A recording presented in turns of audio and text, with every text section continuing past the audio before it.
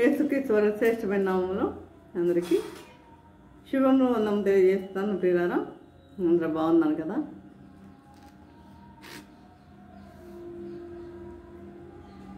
ప్రభునందు ప్రియులారా, ఈ దినములకు ఏర్పాటు చేయమని లేఖన భాగం చూసినట్లయితే మత్తయి సువార్త 5వ అధ్యాయము 2 నుండి 10 వచనములు ధ్యానించుకుందాం. 2 నుండి 10 వచనములు. ఇది అంశం ఏంటంటే విజయమునకు 8 మెట్లు. విజయమునకు 8 మెట్లు అంటే మన జీవితంలో ఈ లోకములో మనం విజయం పొందాలి అంటే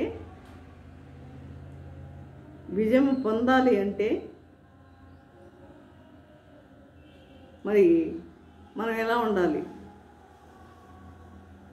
ఎలా జీవించాలి అన్న విషయంలో మనము ధ్యానించుకుందాం. మొదటి చూసినట్లయితే మత్తయి సువార్త 5వ అధ్యాయం 3వ వచనం చూసినట్లయితే ఆత్మ విషయమై దీనత్వం కలిగిన వారు, ఆత్మ విషయమై దీనత్వం కలిగిన వారు ప్రియులారా, నిన్ను నీవే హెచ్చించుకొనవద్దు.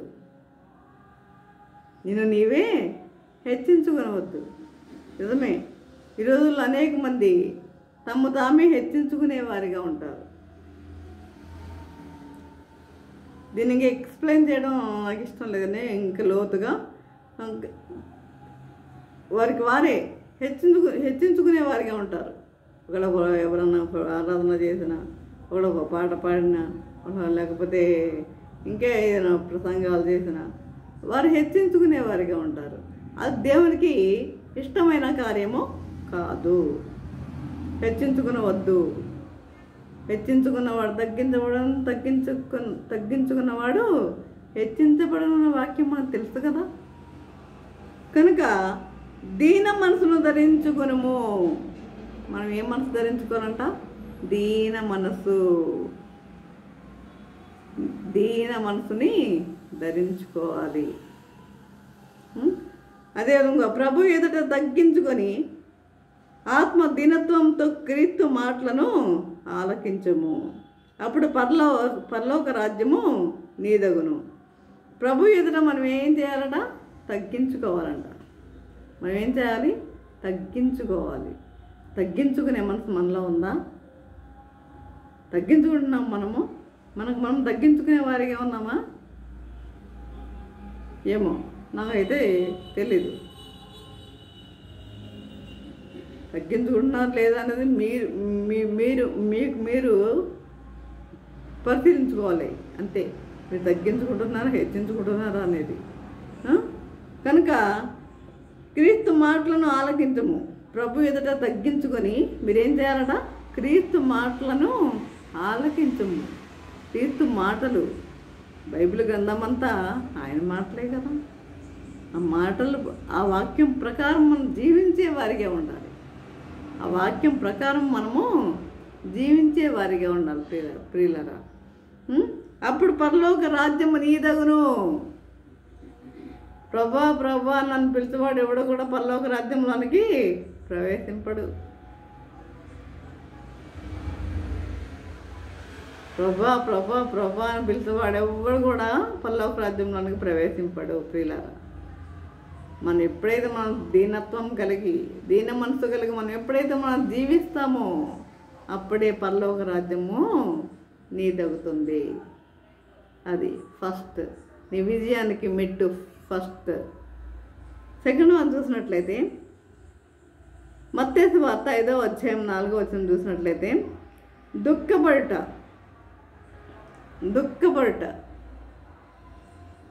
అంటే నిజ పశ్చాత్తాపం, అబద్ధ పశ్చాత్తాపం కూడా ఉందా? ఉంటుంది. కొంతమంది ఎలా అంటే ముందు కన్నీరు విడుస్తారు, తర్వాత అది మామూలైపోతుంది. అంటే కొంతమంది నేను గమనించాను కాబట్టి నేను చెప్తున్నాను. నిజ పశ్చాత్తాపం కావాలి మనకి. చూడండి, హిజ్కియా మరి యెషయా వచ్చి చెప్పినప్పుడు నీళ్ళు చక్కదిద్దుకొనము అని యెషయా వచ్చి చెప్పినప్పుడు ఆ గోడ వైపు తిరిగి కన్నీళ్లు విడుస్తాడు. అప్పుడు అంటాడు ప్రభు, నీవు కన్నీరు విడుచుట నేను చూచితిని అంటాడు. అది నిజ పశ్చాత్తాపం. అందుకే కదా 15 సంవత్సరాల ఆయుష్ హిజ్కియాకు పెంచాడు పిల్లలు.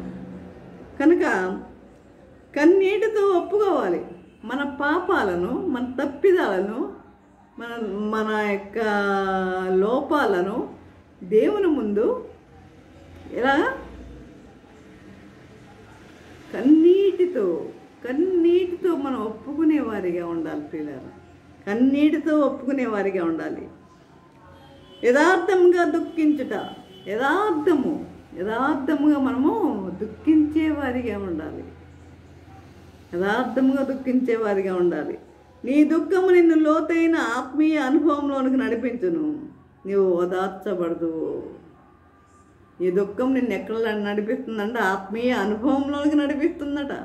ఆత్మీయ అనుభవంలోకి నిన్ను నడిపిస్తుంది. అప్పుడు నీవు ఓదార్చబడదు. అంటే ఏంటి? నువ్వు నిజ పశ్చాత్తాపం కలిగి జీవించే వారిగా ఉండాలి. నిజ పశ్చాత్తాపం అనేది నీలో ఉందా? నిజ పశ్చాత్తాపం ఏదైనా తప్పు చేసినప్పుడు మనం ఒప్పుకోవాలి.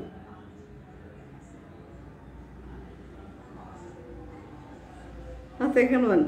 థర్డ్ వన్ చూసినట్లయితే సాత్వికం. 5:5 చూసినట్లయితే మోషే మనుషులందరిలో మిక్కిలి సాత్వికుడై ఉండెను. మోషే మనుషులందరిలో మిక్కిలి సాత్వికుడై ఉండెను. మన సమస్త హక్కులను దేవునికి అప్పగించి ఊరకుండుట సాత్వికమును పుట్టించును. స్వతంత్ర వీరత్వం నీకు ఇచ్చును. మన సమస్త హక్కులను దేవునికి అప్పగించాలి. మనవన్నీ ప్రభా ఇదిగో సమస్తం నీదే, నీ ఇష్టం, ఏం చేస్తావు, నా జీవితం నీ చేతిలో పెడుతున్నాను అని ప్రభుకి మనం సమస్త హక్కులను దేవునికి అప్పగించేవారిగా ఉండాలి. అప్పుడు దేవునికి అప్పగించి ఊరకుంటా సాత్వికమును పుట్టిస్తుంది. దేవునికే అప్పగించి ఊరకుంటా సాత్వికమును పుట్టించును. స్వతంత్ర వీరత్వము నీకు ఇస్తుంది. ఎప్పుడైతే నువ్వు దేవునికి లోబడతావో, లోబడి జీవించడం నేర్చుకో. ముందు అన్నీ నాకే ఉన్నాయిగా, సమస్తం నాకే ఉన్నాయిగా, ఆస్తిపాస్తులు అన్నీ నాకే ఉన్నాయిగా అన్న ఆలోచన నీకొద్దు. అన్నీ దేవుని చేతిలో పెట్టు. దేవునికి లోబడటం నేర్చుకో. అది మరి అది సాత్వికమును పుట్టించును, స్వతంత్ర వీరత్వము నీకు ఇచ్చును. కాబట్టి మనం సాత్వికము కలిగి ఉండమని ప్రభు తెలియజేస్తున్నాడు. ఇది థర్డ్ వన్. ఫోర్త్ వన్ చూసినట్లయితే నీతి కొరకు ఆకలి దప్పులు గలవారు ధన్యులు. నీతి కొరకు ఆకలి దప్పులు గలవారు. ఏడ్చుతున్న తంటి బిడ్డకు పాలు దొరకవా? ఏడ్చుతున్న తంటి బిడ్డకు పాలు దొరుకుతాయి. ఏడుస్తుంటే తంటి బిడ్డ తల్లి ఊరుకుంటుందా? ఏడ్చున్న తంటి బిడ్డకు పాలు దొరుకును. మన ప్రభు మన వాంఛలను నెరవేర్చి మనలను తృప్తిపరుస్తాడు. నీకున్న వాంఛలేంటో, నీకున్న ఇక అవసరతలేంటో అవన్నీ కూడా ప్రభు నీకు తీరుస్తాడు. ఆయన తీర్చడానికి సిద్ధంగా ఉన్నాడు. ఎప్పుడు నీవు గనక ఆయనకి లోబడితే మరి ఆయన నిన్ను తృప్తిపరచడానికి సిద్ధంగా ఉన్నాడు. ఎప్పుడు మన వాంఛలను నెరవేర్చి తృప్తిపరచడానికి సిద్ధంగా ఉన్నాడు. అప్పటి నుండి మనం ఏం చేస్తాం? ప్రార్థన చేయటం, బైబిల్ చదవటం, ఇవన్నీ కూడా మనము మరి నేర్చుకుంటాం, ధ్యానించటం. తర్వాత 5th వన్ చూసినట్లయితే కనికరం. ఐదవ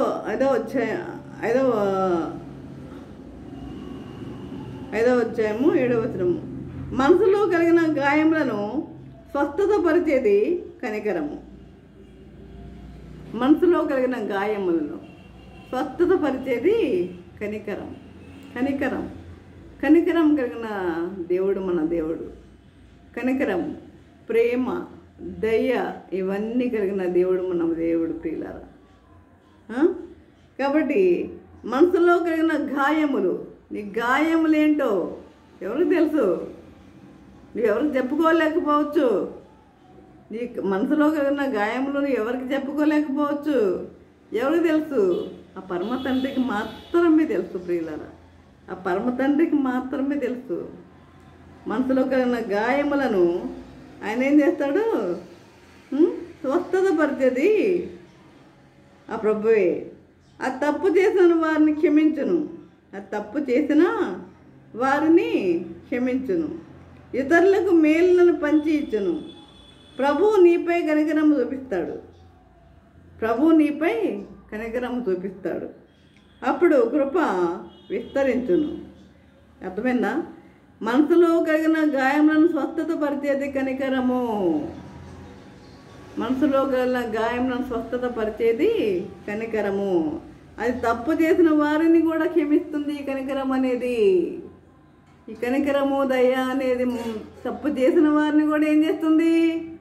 క్షమిస్తుంది.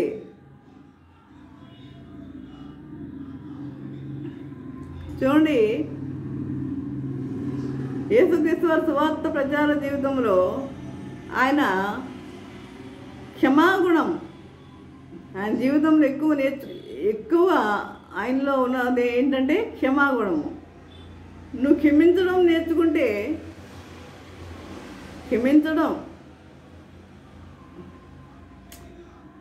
నువ్వు క్షమించడం నేర్చుకోవాలి ముందు. ప్రభు అందుకే కదా అందరినీ క్షమించాడు, అందరినీ క్షమించగలిగాడు. అందుకే కదా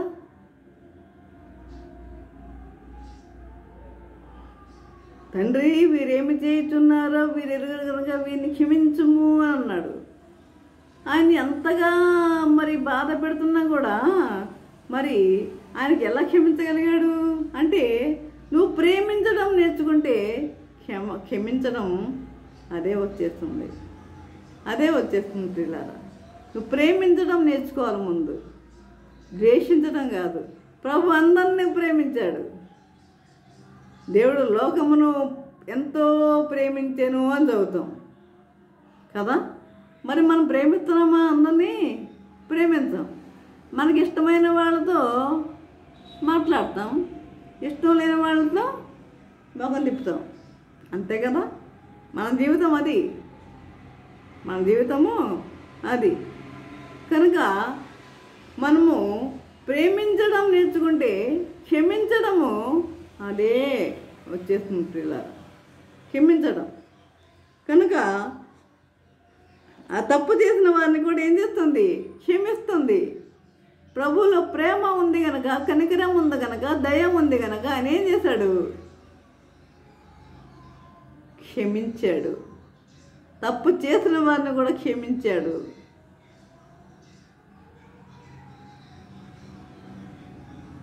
ఇతరులకు మేలులను పంచి ఇచ్చును. ప్రభువు నీపై కనికరము చూపిస్తాడు. ప్రభు కృప విస్తరించును. ఇక 6th వన్ చూసినట్లయితే హృదయ శుద్ధి. 5వ అధ్యాయం 8వ వచనము. హృదయపు ఆలోచన, తలంపు, క్రియ, చూపులో పరిశుద్ధత కావాలి. రహస్య పాపములను తొలగించుము. హృదయపు ఆలోచన, నీ హృదయంలో బయటికి బాగానే మాట్లాడతావు, నీలో యథార్థత అనేది నీలో ఉండదు. బయటికి బాగానే మాట్లాడతావు, నీలో యథార్థత అనేది నీలో ఉండదు. ఒకవేళ యథార్థంగా, కొంతమంది అయితే యథార్థంగా మాట్లాడినా కూడా వారిని ఏం చేస్తారు? దండిస్తారు. నాది కరెక్ట్ అని కొంతమంది, అందరినీ అంటలేదు నేను. కనుక హృదయపు ఆలోచన, తలంపు, క్రియ, చూపులో ఏం కావాలి? పరిశుద్ధత అనేది కావాలి. పరిశుద్ధత అనేది కావాలి. ఉందా పరిశుద్ధత? ఆ పరిశుద్ధత మనలో ఉందా? రహస్య పాపములను తొలగించుము. నీలో ఉన్న రహస్య పాపములు ఏమిటో తొలగించుకో. రహస్య పాపములు ప్రతి ఒక్కరిలో ఏదో పాపం ఉంటుంది. రహస్య పాపం చివరకు భార్యకు కూడా చెప్పలేని పాపం ఉంటుంది. మరి ఇలాంటి పాపములు కూడా ఏం చేయాలంటున్నాడు? తొలగించుము అంటున్నాడు. అప్పుడు దేవుని చూచెదవు. అప్పుడు ఏం చేస్తావు? నువ్వు దేవుని చూస్తావు. ఈ పాపములన్నీ కూడా తొలగించుకుంటే నీవు దేవుణ్ణి చూస్తావు. అప్పుడు నువ్వు పరిశుద్ధంగా మారుతావు. కాబట్టి నువ్వు దేవుణ్ణి చూస్తావు. నిత్యకాలం ప్రభుతో నీవు జీవించెదవు. ఇంకా 7th వన్ చూసినట్లయితే సమాధానపరచువారు. 5:9 చూసినట్లయితే తప్పులను సరిచేసుకొని అందరితో సమాధానపడము. ఇది మన క్రిస్టియానిటీలో ఉన్నది ముఖ్యమైన పాయింట్ ఏంటంటే ఇది. నువ్వేం చేయాలి? అందరితో సమాధానపడండి. అందరితో, నీకు నచ్చిన వారితో కాదు సుమా, అందరితో సమాధానపడండి. ఒకవేళ నీకు విరోధులు ఎవరైనా ఉన్నా వారితో నీ వెళ్ళి సమాధానపడము.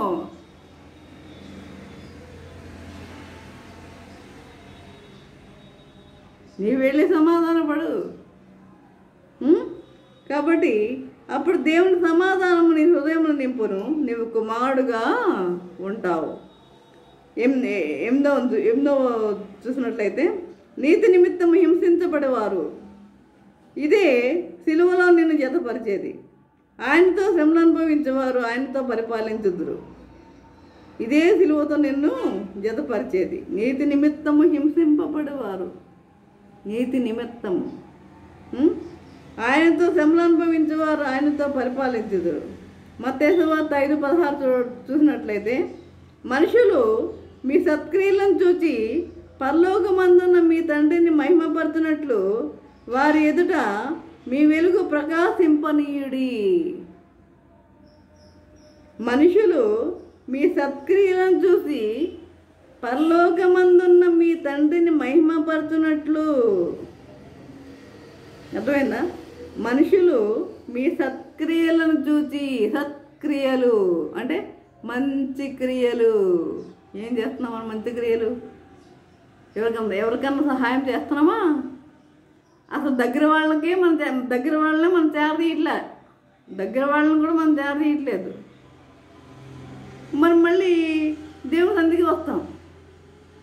దగ్గర వాళ్ళని మనం చేరదీయలేకపోతున్నాం. మనకి ఏం సత్క్రియ? కాబట్టి ఇక్కడ మీ సత్క్రియలను చూచి పరలోకమందున్న మీ తండ్రిని మహిమపరుచునట్లు వారి ఎదుట మీ వెలుగు ప్రకాశింపనీయుడి. సత్క్రియలను చేయమంటున్నాడు. సత్క్రియలను చూచి పరలోకమందున్న మీ తండ్రిని మహిమపరచునట్లు, మీ తండ్రిని మహిమపరచునట్లు మీ వెలుగు ప్రకాశింపనీయుడి. ఈ విధంగా మీ సత్క్రియలను కనుక మీరు చేసినట్లయితే మీ వెలుగు ఎలా ఉంటుందట? ప్రకాశిస్తుందంట. పిల్లరా, ఎంతమంది మరి మనము సత్క్రియలు చేసేవారిగా ఉన్నాము? చేస్తున్నామా? ఎక్కడి నుండి అయినా ఆ విధంగా చేసేవారిగా ఉండండి. మనం చాలామందికి వాక్యాలు చెప్పేస్తాం. వాక్యం ఏముందండి? 4 రెఫరెన్సులు తీసుకొచ్చి కాబట్టి చెప్పేస్తాం వాక్యం. కానీ దానిని ఆచరణలో పెట్టడం అనేది చాలా కష్టమైనది కదా. దానిని చేయండి, దానిని చేసి చూపించండి ప్రజలకు. అప్పుడు మీ వెలుగు ప్రకాశిస్తుంది. అన్ని రిఫరెన్సులు తీసి చెప్పేస్తే కొంతమందికి అర్థం అవుద్ది, కొంతమంది అర్థం కాదు. నేను చెప్తున్నా, అసలు అర్థం కాదు. కనుక మనం ఏం చేయాలంటే అందరికీ ఏం చేయాలి? సత్క్రియలు మనము చేసేవారిగా ఉండాలి. అందరికీ కాకపోయినా కనీసం మీ ఇంటిలోని వారికైనా, మీ ఇంట్లోని వారికి కూడా ఒకవేళ వాళ్ళు దయనీయమైన స్థితిలో ఉన్నారేమో, నీవు మంచి స్థితిలో ఉన్నావేమో, నువ్వు చెయ్యి, సహాయం చేయి. అప్పుడేంటి, నీ వెలుగు ప్రకాశిస్తుంది అంటున్నాడు ప్రియులారా. కాబట్టి మన వెలుగు ఈ లోకంలో ప్రకాశింపాలంటే, ప్రకాశింపజేయాలి అంటే ఏం చేయాలి? మనం ఈ లోకంలో సత్క్రియలు చేసేవారిగా ఉండాలి ప్రియులారా. సత్క్రియలు మనమే కాదు, అందరూ కూడా, చెప్పేవారు కూడా చేయాలి. చెప్పేవారు కూడా చేయాలి సత్క్రియలు. చెప్పేసి వెళ్ళిపోవడం కాదు, చెప్పేవాళ్ళు కూడా చేయాలి. కనుక మరి ఈ విధంగా ఈ దినముకి ఏర్పాటు చేయమని లేక ఈ యొక్క అంశం విజయమునకు 8 మెట్లు. మనం ఈ లోకంలో విజయము పొందాలి అంటే ఎన్ని మెట్లు అధిరోహించాలి? 8 మెట్లు. కాబట్టి ఈ విధంగా మరి మనం జీవించాలని ప్రభువు కోరుకుంటున్నాడు. మరి ఆ విధంగా ఇవన్నీ నా మాటలు కాదు, దేవుని యొక్క మాటలే. దేవుని యొక్క మాటలే. నన్ను చూడకండి, భారతిని చూడొద్దు. మీరు ఎవరిని చూడాలి? దేవుడు చెప్తున్నాడు అనుకోండి, నేను చెప్తున్నాను అనుకోవద్దు. దేవుని మాటలే కదా. ఆ మాటలు విని విశ్వసించి ఆ విధంగా జీవించేవారుగా ఉంటకు పరిశుద్ధాత్మ దేవుడు సహాయం చేసి నడిపించను గాక. ఆమేన్. ప్రార్థన చేసుకుందాం. పరిశుద్ధుడా, ప్రేమగల తండ్రి, నీ పరిశుద్ధ పాదము స్తోత్రము దేవా. ప్రభా తండ్రి, ఇంతవరకునైనా ప్రభా నీ వాక్యంలో తండ్రి మాతో మాట్లాడిన విధానం బట్టినైనా మీకు వందనము తెలియజేసుకుంటున్నాం తండ్రి. నానా ఇదిగో ప్రభా, నన్ను విజయం నాకు మరి 8 మెట్లు అని మరి ఈ యొక్క అంశం గురించి మేము ధ్యానించుకుని ఉన్నాం నాయన ప్రభా. అదే ప్రభా, మేము తండ్రి మరి సత్క్రియలు చేసేవారిగా ఉండాలని మీరు తెలియజేస్తున్నారు నేను ప్రభా. ఆ విధంగా మేము జీవించరకు మరి నీ కృప మాకు అనుగ్రహించమని నజరేయుడైన యేసయ్య నామములో మరి వినమ్ముగా వేడుకొంచున్నాము తండ్రి. ఆమేన్. తండ్రి అయిన దేవుని ప్రేమయు, కుమారుడైన యేసుక్రీస్తు కృపయు, పరిశుద్ధాత్మకైన సహవాసము సకల దేవుని సదాకాలము ప్రభా.